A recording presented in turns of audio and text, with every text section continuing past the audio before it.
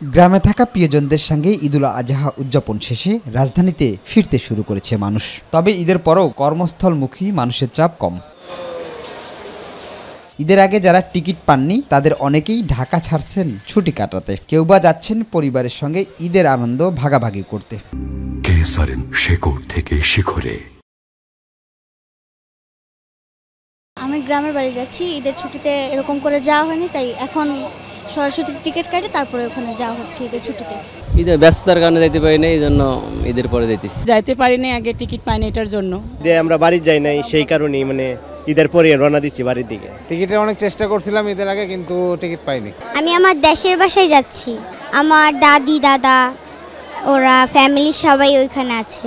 ঈদের ছুটি আরও 2 দিন থাকায় দূরপাল্লার গাড়ি খুব বেশি রাজধানীতে প্রবেশ করছে না। টিকিটের একটু সমস্যা হয় যদি আগে না কাটা হয় সেটার জন্য, কিন্তু টিকিট পেয়েছি, ভালো মতনই এসেছি আর দ্রুতই এসেছি এবার। তো আলহামদুলিল্লাহ পরিবারকে নিয়ে খুব সুন্দর এবং খুব ভালো ঈদ কাটলো।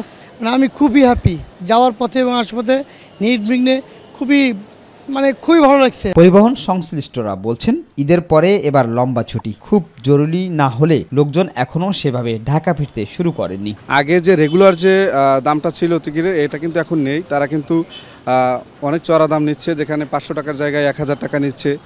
এক্ষেত্রে আমি মনে করি বাংলাদেশে একটু পরিবর্তন আনা উচিত। ভোগান্তি তো টুকটাক আছে, পোক তোলে, এই গাড়িতেও পোক তুলেছে।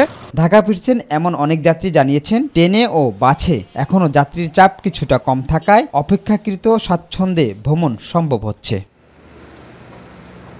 শিমুল খান, মাই টিভি, ঢাকা।